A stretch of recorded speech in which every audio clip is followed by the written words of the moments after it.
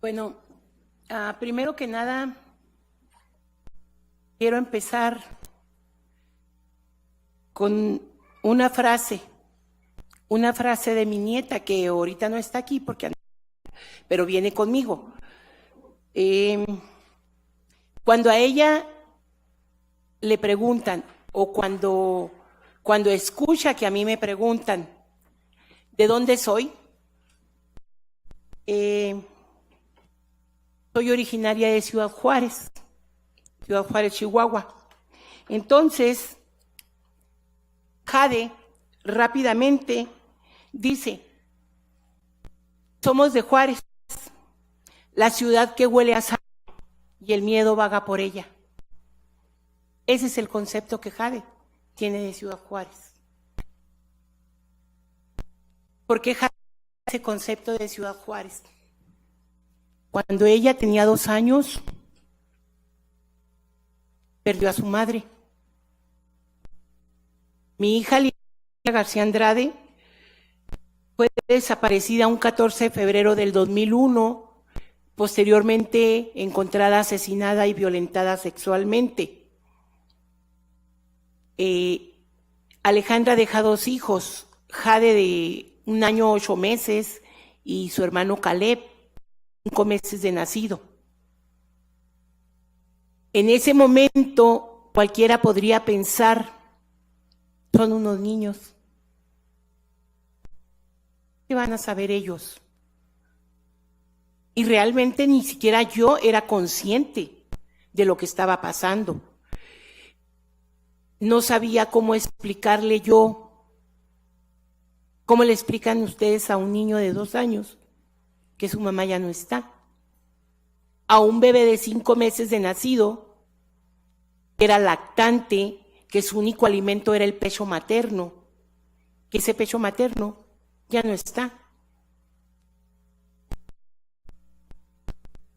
Obvio, uno se tiene que generar estrategias y uno decir, como una buena maestra de primaria, yo dije, ay, mija, es que tu mamá ya está en el cielo y la estrellita que brilla ya en lo más alto, ella es tu mamá. Esa estrellita que tú ves ahí en el cielo, esa es tu mamá. Y ya empezamos la gente a decirle, huérfanos.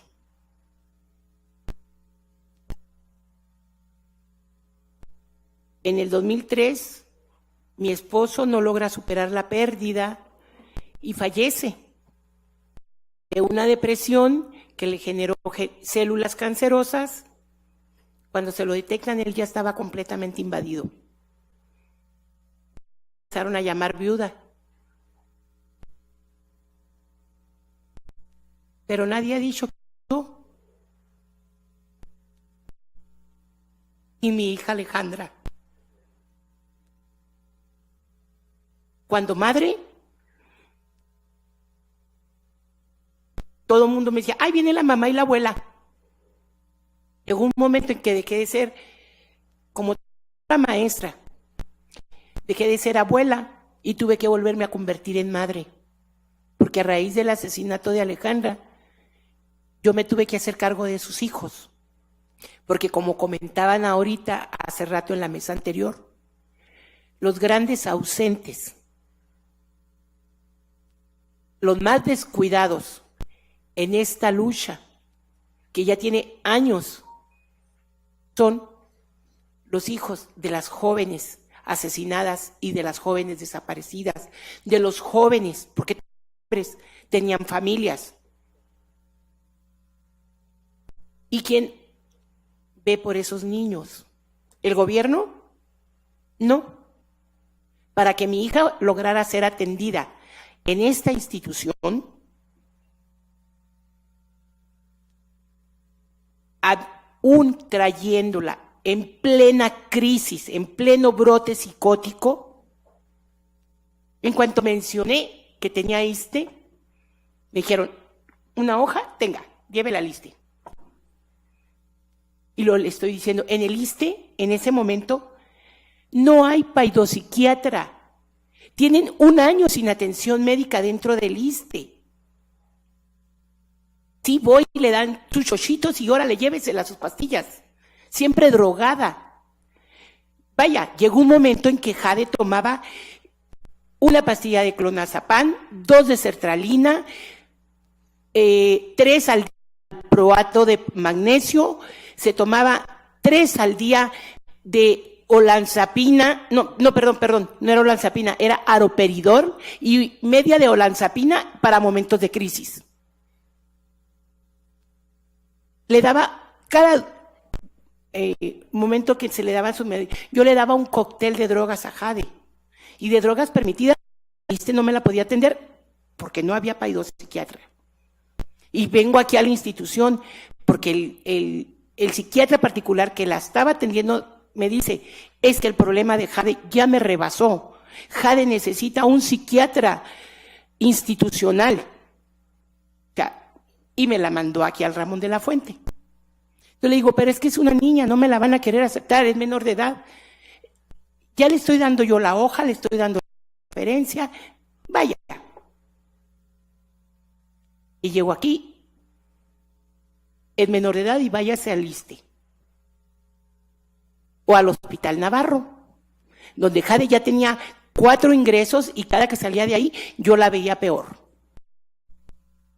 Si no es porque a través de una conocida, con otra conocida que tiene una amiga que tiene contacto con la doctora Luciana Ramos, pues yo seguiría peleando para que me atendieran a Jade aquí. Y luego llego aquí, me la aceptan por la recomendación y luego me dicen, tiene ISSSTE en trabajo social. Tiene ISSSTE, pues tiene la clasificación 6, la más alta, la más cara, porque tiene ISSSTE. Y luego yo me quedé pensando y le digo a la trabajadora social, oiga, ¿quién le dijo a usted que porque tengo servicio del ISSSTE, tengo dinero?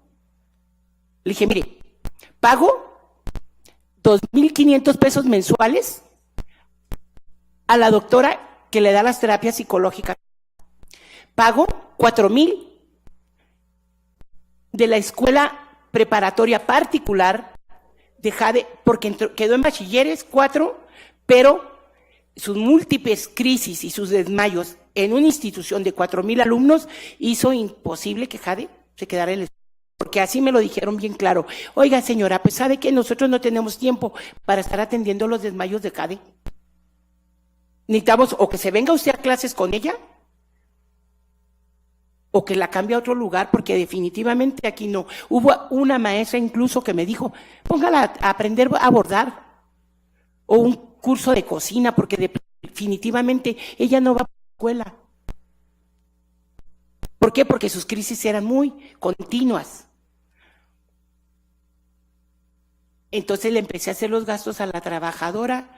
Afortunadamente, llegué a una área donde me hicieron un estudio y me dijo, le vamos a dar la exención de pago y no nos va a pagar nada, porque sí, de veras ya nos comprobó que aunque tiene ISSSTE, pues no tiene con qué pagar todo lo que se cobra y todos los estudios, y más todos los que está requiriendo Jade, porque en ese momento dijeron, la vamos a mandar con el neurólogo, la vamos a mandar con el nutriólogo,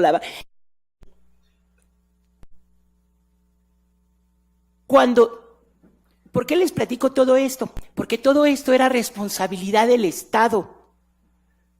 Jade no nació mal. Jade era una niña sana, con consecuencias sí que en su momento yo no supe atender, sí. ¿Por qué? Porque cuando pasó lo de su mamá ella tenía 2 años, así es que yo ni siquiera por la idea tenía de que ella le podía estar pasando algo. Vaya, si no aceptaba siquiera que yo estaba mal psicológicamente, mucho menos me iba a dar cuenta que sus hijos estaban mal. Yo me di cuenta mucho después que hasta yo estaba mal y realmente reconocí la gravedad del problema hasta que Jade empezó a manifestar los problemas. En Ciudad Juárez, a raíz de lo que sucede con nuestras jóvenes, que yo sigo insistiendo, es un contexto diferente de lo que sucede en todo el país. En todo el país se están asesinando mujeres, pero en la mayoría de los casos en el país son su pareja, su novio, su amante, su primo, su papá, o sea, el contexto el entorno de nosotras las mujeres. En Ciudad Juárez hay un grupo de ciertas jóvenes, porque yo no puedo generalizar que hayan sido asesinadas por los mismos agresores, pero lo que sí puedo afirmar es que nuestras jóvenes no conocían a su asesino. O sea, no era ni el novio, ni el amante, ni el primo, ni el papá, ni el familiar cercano, o el amigo, o el jefe de trabajo. Era un agresor que ellas desconocen. Y que, lamentablemente, en el caso de Campo Algodonero, no se pudo probar que hay un asesino serial, aun cuando hay cuatro lugares a reserva equivocada. Sí son 4, ¿verdad? Donde han tirado muchos cuerpos juntos. Sí, está el lote Bravo, está Lomas de Poleo, está Campo Algodonero, en donde han encontrado 5 o 6 cuerpos. A eso llamo yo de muchos casos juntos. Campo Algodonero fueron 8 víctimas, se llevó al Estado mexicano a la Corte Interamericana y no se pudo probar que era un mismo agresor. Allí se dijo que no se pudo probar la serialidad, entonces los asesinos se pusieron de acuerdo y fueron y tiraron todos los cuerpos donde mismo, en un mismo lugar, porque encontraron 3 un día en una misma acequia y al día siguiente encontraron 5 cuerpos más a como 200 metros de donde estaban los 3 primeros cuerpos. Perdón, pero la coincidencia para que todos los asesinos hayan ido a tirar los cuerpos donde mismo se me hace mucho. Sobre todo porque los 3 primeros eran cuerpos en estado de descomposición. Y los otros 5 eran osamentas. Bueno, en el caso de mi hija Alejandra, sí lo podemos probar. Sí hay asesino serial en Ciudad Juárez. Yo no sé si sea uno o muchos, pero en este caso en particular lo podemos probar. Y no es uno. Los agresores son varios. ¿Por qué? Porque estamos hablando de 5 niñas asesinadas por uno con prueba de ADN, pero por ejemplo en el caso de Alejandra hay 3 códigos de ADN que participaron en la violación de Alejandra. En el caso de Sonia y Beth hay 2 y 1 participó en el de Alejandra y en el de Sonia y Beth. En el caso de Tena Quintanilla también hay 2. 1 participó en el de Alejandra, en el de Sonia, y entonces nos siguen quedando los otros que lo acompañan cuando participan. Entonces, realmente, ¿de cuántos estamos hablando? No lo sé. No lo sé. Sí. En el caso de ella, sí podemos probar la serialidad. Y sí podemos exigirle al gobierno, en caso de que logremos llegar a la Corte Interamericana, que se hagan políticas para prevenir. No, la palabra no es prevenir. Políticas para proteger a los niños, a los huérfanos que están quedando a raíz de esta violencia. ¿Por qué la violencia de que se protejan a los niños? Huérfanos son muchísimos. Bueno, ahorita la compañera comentaba que es importante dejar las pruebas de ADN por si se encuentran a sus hijos o sus hijas desaparecidas. Bueno, lamentablemente en Ciudad Juárez hay abuelas que ya han muerto y que no han encontrado a sus hijas. La güera, a Bárbara Araceli, exactamente era de Campo Algodonero. Realmente de los cuerpos de Campo Algodonero no estaba Bárbara ahí. Su mamá fallece en 2010. El hijo de Bárbara termina con la hermana, que ya tenía su familia creada y que pues no le quedó de otra más que a fuerzas quedarse con el hijo de su hermana, es decir, hasta la fecha. Y entonces, Por eso es que nosotros, y yo en particular, estoy a chupi calcetín en la organización con ello. ¿Por qué? Porque yo creo que para mí es muy importante que se generen leyes para que los protejan. ¿Por qué? Porque estoy viviendo en carne propia las secuelas de lo que nosotros estamos viviendo. Al exigirle al gobierno que esto se resolviera, yo recibo un en Ciudad Juárez y me dan 5 balazos y me tengo que ver obligada a salir de Ciudad Juárez. Jade estaba conmigo cuando me dan esos balazos. Entonces, ya Jade de por sí ya tenía un problema que ese sí era ya había sido detectado.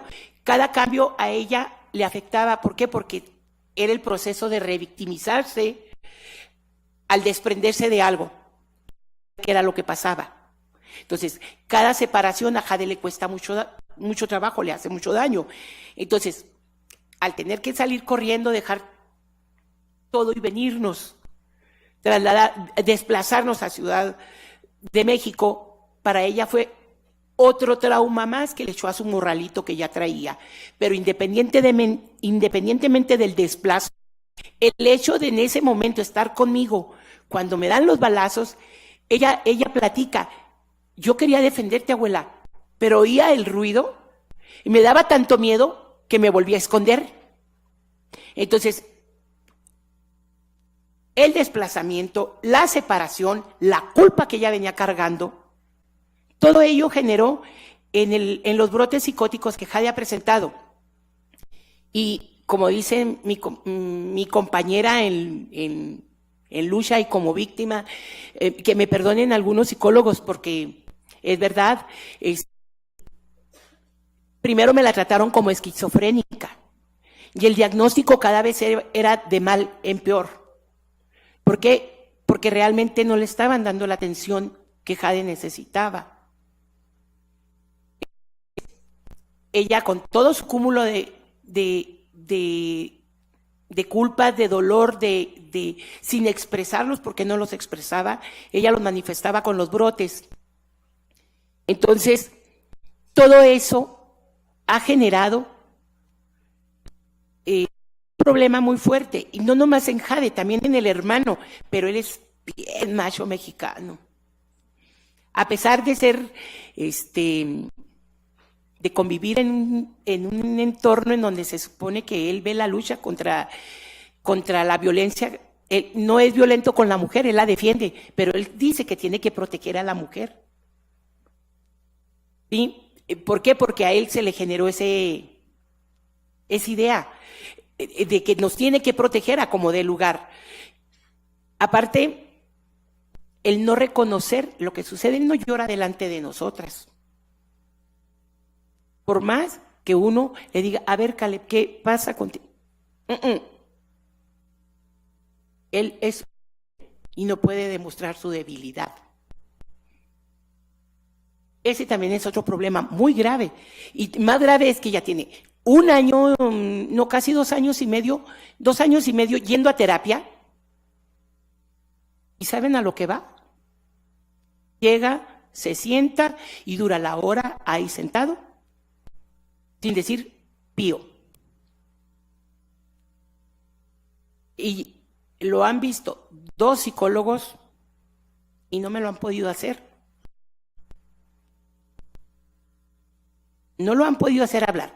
Cuando yo le pregunto, sé que trae un dolor muy grande por lo de su madre, por lo de su mamá, independientemente de lo que él manifiesta, eso sí lo manifiesta. Sé, ¿qué crees que yo sentí cuando salí? Él tenía 10 años cuando recibió el atentado. Entonces, ¿qué crees que yo sentí cuando salí y te vi tirada en el piso toda manchada de sangre? Y me lo cuestiona cada que yo voy a Ciudad Juárez a algo que hace la organización. La última vez que fui yo sola, parte de la organización fue a hacer un rastreo en un lugar donde han encontrado cuerpos de jóvenes. Las autoridades han encontrado 23. Cuando yo participé en el rastreo, encontramos 11 restos óseos Y en los siguientes rastreos que han hecho mis compañeros, a los que yo ya no he ido, porque Caleb se le paró enfrente a mi compañero David y le dijo, se lo gritó en su cara, ¿qué quiere? Que me la maten. Y desde ahí dijeron, no volvemos a mandar a Norma a hacer algún trabajo a Ciudad Juárez. Que vaya a otros lados, pero para allá ya no. Hemos encontrado, yo creo que desde la primera vez que yo participé a la fecha, ellos fueron 52 y luego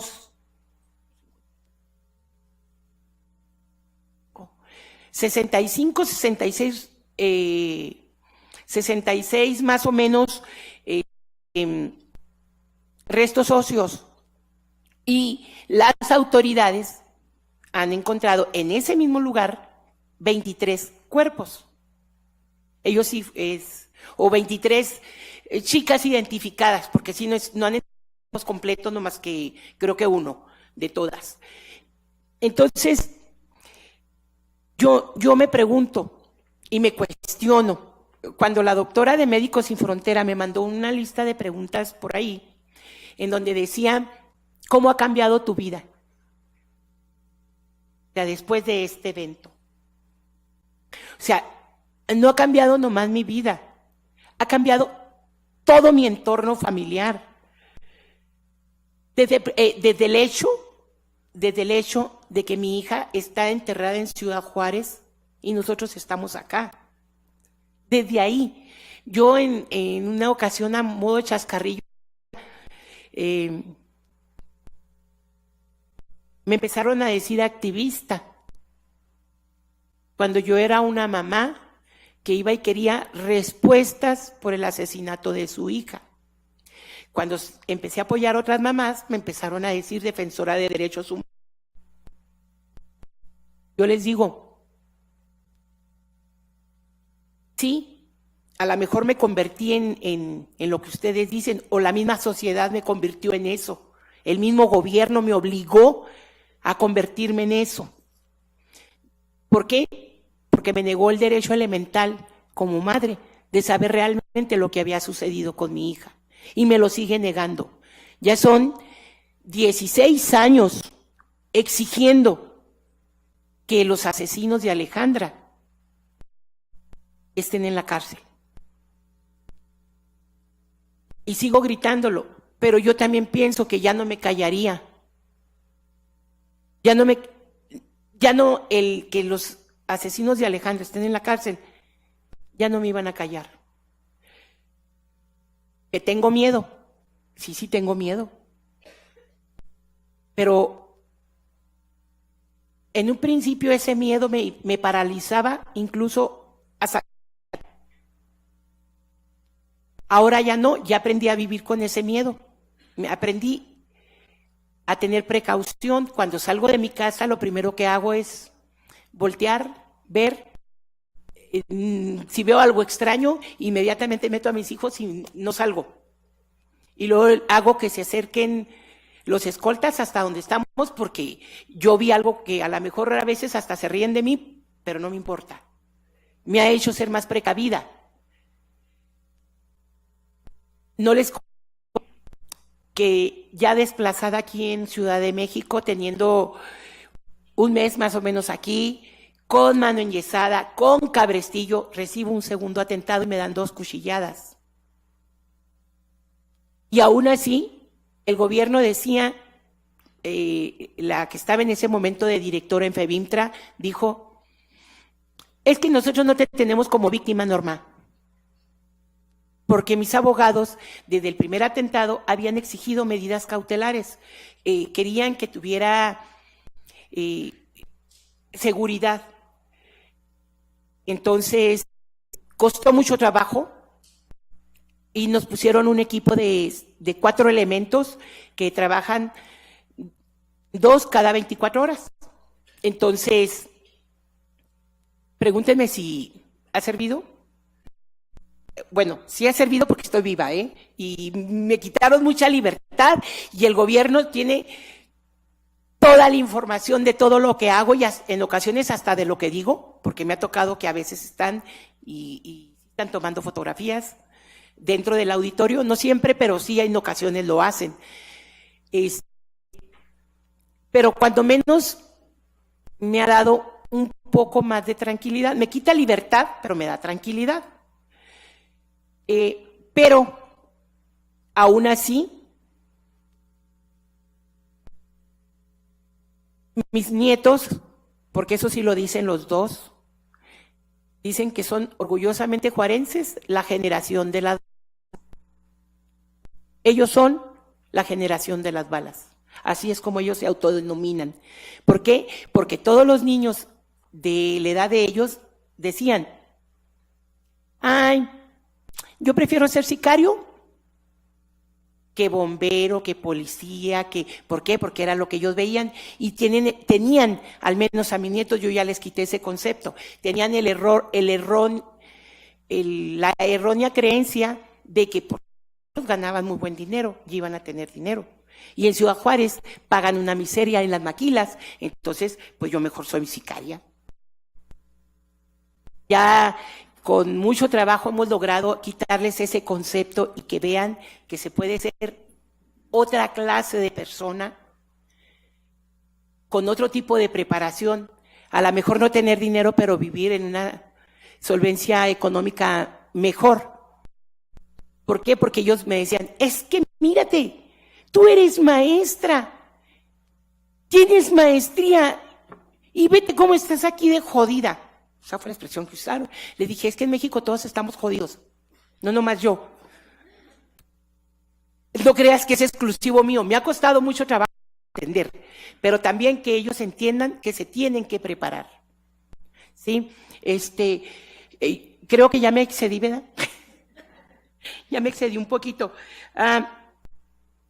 Nomás les diría, para terminar, en lo que ha cambiado mi vida, en esta pérdida de libertad, que a veces he hecho en mi beneficio, porque como organización damos acompañamiento a familias que están en la misma situación que nosotros. Entonces nos tocó en una ocasión logramos encontrar a un niño vivo, un jovencito de 14 años, que se lo llevaron de aquí de Cuautitlán Izcalli y lo encontramos en Puebla.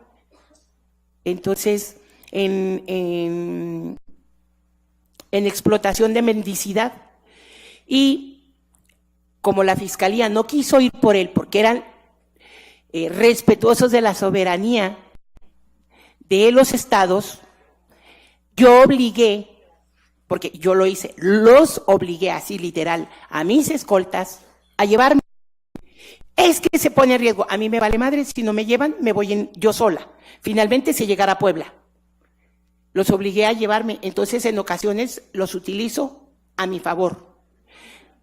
Sí, a regañadientes y con sus enojos, cuando los hago que participen en las caravanas, camioneta oficial, porque es vehículo oficial, y lo meto en las caravanas. Bueno, pues si usted no quiere meter, yo voy a ir y a ver cómo le hace. Entonces, los utilizo a mi favor en ese momento. Les quería comentar, para terminar, Jade tiene muchos problemas, pero creo que ya la veo un poco mejor, aun cuando todavía ella dice que ella prefiere vivir en su mundo de fantasía que en la realidad de nosotros, que es muy dura. Entonces, ese es el trabajo que ahorita está haciendo el doctor Wally, porque Jade tuvo una disociación de personalidad, entonces se fracturó. Y están tratando de unirla para que ella aprenda a vivir con nuestra realidad que tiene nuestro país, por muy duro que sea, que aprenda a enfrentar. Gracias.